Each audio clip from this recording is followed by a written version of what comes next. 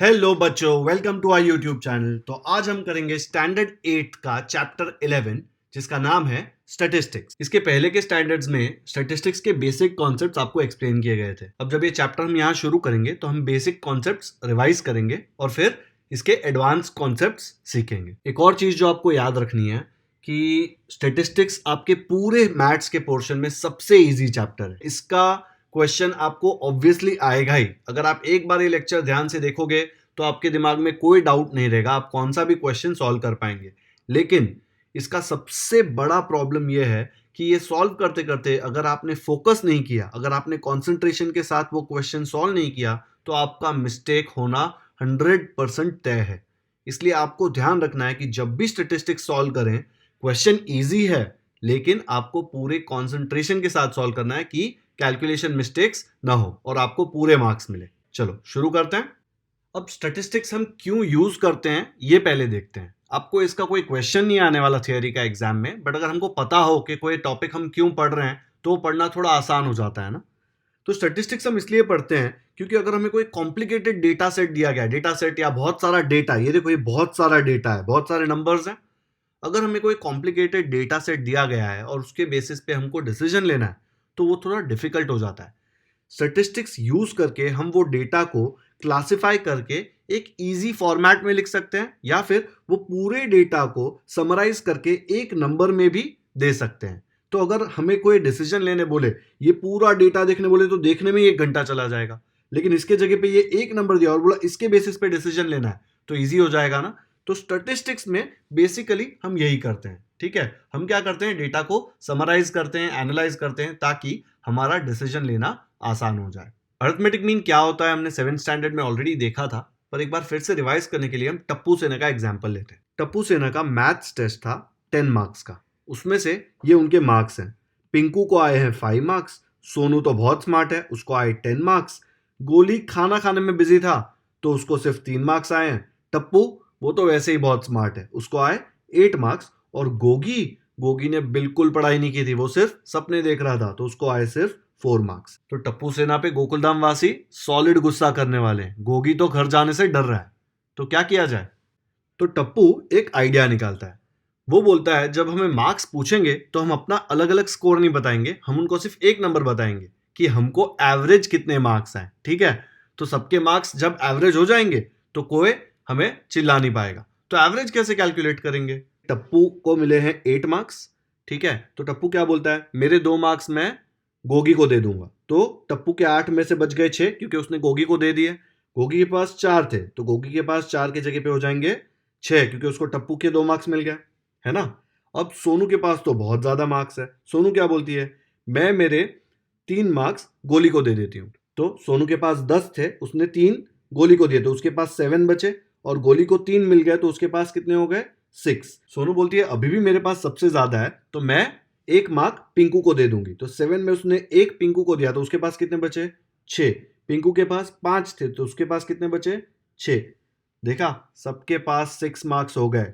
कैसे, एक दूसरे में बांट के। तो एवरेज मतलब यही होता है। एवरेज मतलब सबका स्कोर ऐसे डिस्ट्रीब्यूट किया जाए कि सबके पास सेम वैल्यू आ जाए, यही होता है एवरेज या अरिथमेटिक मीन। आया समझ में। यहाँ पे बहुत कम लोग थे इसलिए हम मैन्युअली ऐसे मार्क्स डिस्ट्रीब्यूट करके कि 2 इसको दे दिया, वो 3 ले लिया, बहुत इजी हो गया है ना।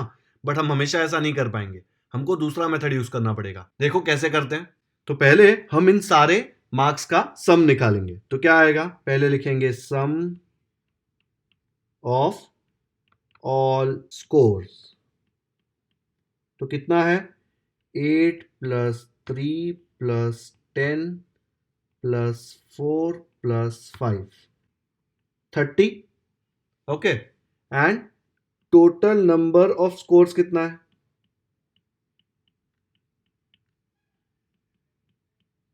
टोटल नंबर ऑफ स्कोर्स है 1 2 3 4 5। तो टोटल नंबर ऑफ स्कोर्स हो गया 5। अब मीन क्या होगा, मीन आएगा सम ऑफ ऑल स्कोर्स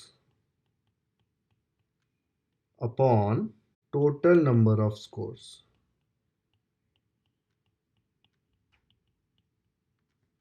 तो आ जाएगा सम ऑफ ऑल स्कोर्स है 30 और ये है 5। 30 डिवाइड बाय 5 क्या आ जाता है, 5 1 जा 5 6 जा, तो आंसर आ जाता है 6। तो मीन क्या आया? 6 मार्क्स। तो जब जेठालाल टप्पू सेना को पूछते हैं कि आप लोगों को कितने मार्क्स आए मैथ्स में, तो सब लोग साथ में मिलके क्या बोलते हैं? हमें आए हैं 6 मार्क्स। समझ में आया कैसे आया एवरेज?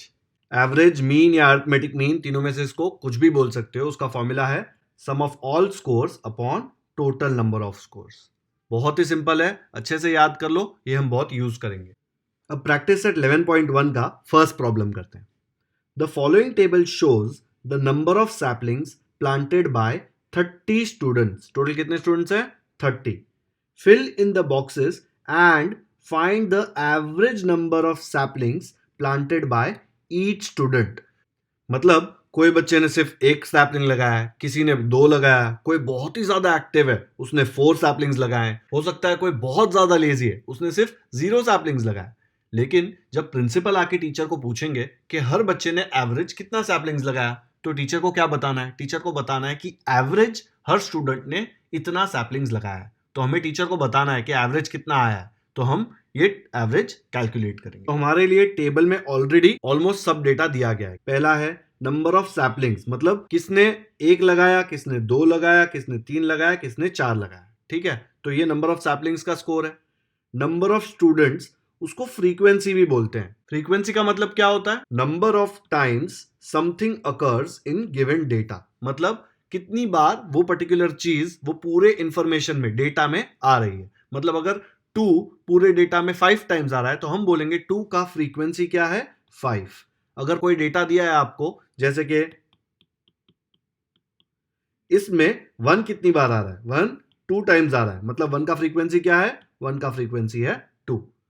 तो फ्रीक्वेंसी का मतलब समझ में आया? तो यहां पे नंबर ऑफ सैपलिंग के सामने फ्रीक्वेंसी दिया गया है। मतलब एक सैपलिंग कितने लोगों ने लगाया? 4 लोगों ने। 2 सैपलिंग कितने लोगों ने लगाया? 6 लोगों ने। 4 सैपलिंग कितने लोगों ने लगाया? 8 पीपल। ठीक है, तीसरे कॉलम में हमने कैलकुलेट किया है FI इंटू XI। FI मतलब फ्रीक्वेंसी, XI मतलब जो भी नंबर ऑफ सैपलिंग का स्कोर था। ये दोनों को मल्टीप्लाई करना, मतलब 4 को 1 से मल्टीप्लाई किया तो 4 1 जा 4 आ गया।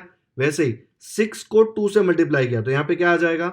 यहां पे आ जाएगा 12। 6 2 जा 12 होता है ना। फिर 12 को 3 से मल्टीप्लाई किया, देखो FI इंटू XI, मतलब FI इंटू XI, हर एक ये नंबर इससे, ये नंबर इससे। ठीक है, अब 12 इंटू 3 कितना होता है? 12 3 जा 36। फिर नेक्स्ट 8 इंटू 4 आ जाएगा 32।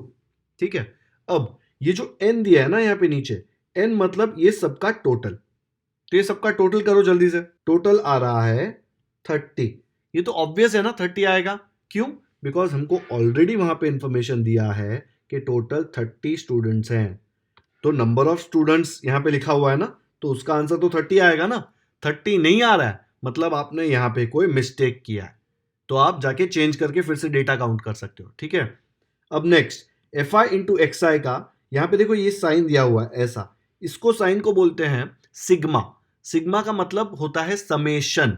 समेशन का मतलब ये सबका सम। तो इसको लिखने का एक इजी तरीका ये है, इसको हमेशा लिख देते हैं सिग्मा। साइन समझ में आया कैसा है? FI देख के बहुत डिफिकल्ट लगता है, लेकिन कुछ है नहीं। इसका मतलब होता है ये सबका सम। ठीक है, तो ये FI XI कैलकुलेट किया था, सिग्मा FI XI मतलब ये सबका सम। तो ये सबका सम कैलकुलेट करो, ये सबका सम आ रहा है 84। ठीक है, अब यहां पे देखो क्या दिया है, mean x bar. Mean x bar का फॉर्मूला हमने लिखा था sum of all scores upon total number of scores. उसको लिखने का एक और तरीका है ये वाला, सम ऑफ ऑल स्कोर्स मतलब sum of all, summation sigma. Correct, तो summation FI XI upon total number of scores को हम क्या लिखते हैं? Capital N। ठीक है, तो ये क्वेश्चन में क्या आ जाएगा? देखो यहाँ पे summation FI XI upon N। तो यहाँ पे फॉर्मूला में यहाँ पे लिख दो, ये बहुत छोटा बॉक्स है तो इसमें आप बॉक्स बड़ा करके यहाँ पे लिख सकते हो समेशन FI XI। ठीक है, अब समेशन FI XI क्या आया हमको देखो, वो आया है 84।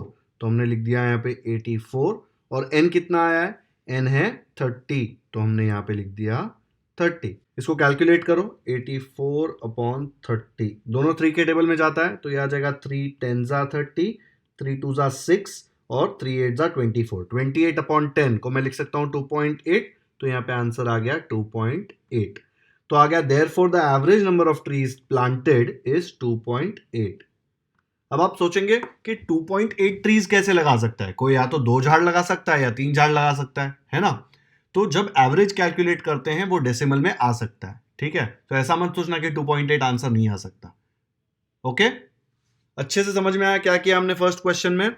हमने ये नया फॉर्मूला सीखा है, mean x bar is summation F I x I upon capital N. अब यहाँ पे ये टेबल दिया है और उसके ऊपर कुछ क्वेश्चंस पूछे, देखते हैं क्वेश्चन क्या है। The following table shows the electricity in units used by 25 families of Ekalara village. कितनी फैमिलीज है? 25 families in a month of May. Complete the table and answer the following questions. मतलब यहाँ पे इलेक्ट्रिसिटी यूनिट दिया है, किसी ने 30 यूनिट्स किया, किसी ने 45, किसी के घर पे 2 एसी है तो वहां पे 60, कोई पूरा दिन गीजर ऑन रख रहा है तो वहां पे 90, है ना। फिर कितने फैमिलीज ऐसे हैं जिन्होंने इतना यूनिट्स कंज्यूम किया? तो 30 यूनिट्स 7 फैमिलीज ने कंज्यूम किया, मतलब फ्रीक्वेंसी एफ आई क्या हो गया? 7। 45 यूनिट्स 2 फैमिली ने किया, 90 यूनिट्स सिर्फ 3 फैमिली ने किया, ठीक है। अब हमको F I x I calculate करना है, मतलब ये दोनों का मल्टीप्लीकेशन। जल्दी से इनको मल्टीप्लाई करो, यहाँ पे क्या आएगा? 37 आ जाएगा 210, 45 2 आएगा 90, 6 8 48, तो ये आ जाएगा 480, 75 5 375, 93 270, है ना। अब ये सबका सम करना है, इसका सम आ रहा है 1425। अब यहाँ पे भी n मतलब ये सबका सम, ये सबका सम कितना आएगा? जल्दी से करो, अगर आपने दिमाग लगाया तो आपको समझ में आएगा, इसका सम 25 ही आएगा। चेक कर लो, इसका आया 25, ठीक है। तो हमने टेबल तो भर दिया।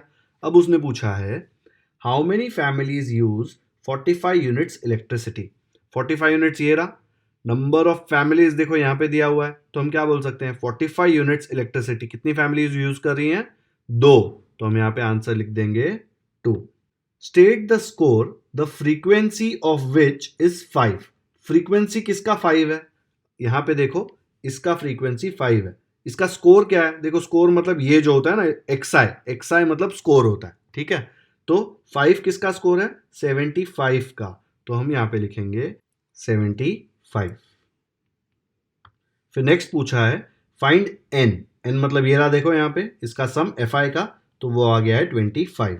समेशन एफ आई एक्स आई वो भी हमने यहाँ पे ऑलरेडी कैलकुलेट किया है, वो आ रहा है 1425, तो ये भी हमने ऑलरेडी सॉल्व कर लिया। नेक्स्ट पूछा है find the mean of electricity used by each family in the month of may. Mean calculate करना है, तो मीन कैसे कैलकुलेट करते हैं? हम बोलते हैं मीन एक्स बार, फॉर्मूला क्या है जल्दी से बताओ? Summation F I x I upon capital N. Summation F I x I का वैल्यू क्या है? यहाँ पे देखो दिया है 1425 डिवाइड बाय एन कितना है? देखो एन यहाँ पे दिया है 25। अब इसको जल्दी से कट करो, क्या आएगा? 25 के टेबल में जाएगा ना, देखो लास्ट में 25 है इसमें, तो 25 1 जा, ये आ जाएगा 25 5 जा 125 एंड बचा बाद में 17, तो 25 7 जा 175। तो क्या आंसर आ गया? इसका आंसर आ गया 57। तो हम यहाँ पे इसके बाजू में लिख देंगे मीन क्या है? 57, ठीक है। यहाँ पे भी लिख सकते हो एक्स बार इज 57। बच्चों यहाँ पे हमने मीन के बाजू में एक्स बार क्यों लिखा है? क्योंकि मीन को लिखने का एक और तरीका है एक्स बार, ये ऊपर जो डाला है ना इसको बार बोलते हैं। तो मैं अगर आपको बोलूँ वाई का मीन कैलकुलेट करो, तो आप क्या लिखोगे? वाई बार, ठीक है। उसके ऊपर बार डाल दोगे, उसका मतलब वो हो गया मीन। आया समझ में? तो बच्चों ये लेक्चर हम यहीं पे खत्म करते हैं। इस लेक्चर में हमने प्रैक्टिस सेट 1 का क्वेश्चन नंबर 1 और 2 सॉल्व किया। हमने देखा मीन कैसे कैलकुलेट करते हैं, फ्रीक्वेंसी का सम कैसे यूज करते हैं, है ना। अब नेक्स्ट लेक्चर में हम क्वेश्चन नंबर 3 एंड 4 खत्म करेंगे और प्रैक्टिस सेट 11.1 हमारा खत्म हो जाएगा। अगर आपको ये वीडियो पसंद आया है तो इसे लाइक और शेयर जरूर करें, और अगर आपने हमारे चैनल को अब तक सब्सक्राइब नहीं किया है तो सब्सक्राइब करना ना भूलें। बेल आइकन पर क्लिक करें ताकि जब भी हम कोई नया वीडियो अपलोड करें आपको नोटिफिकेशन आता रहे। Thank you so much for watching this video.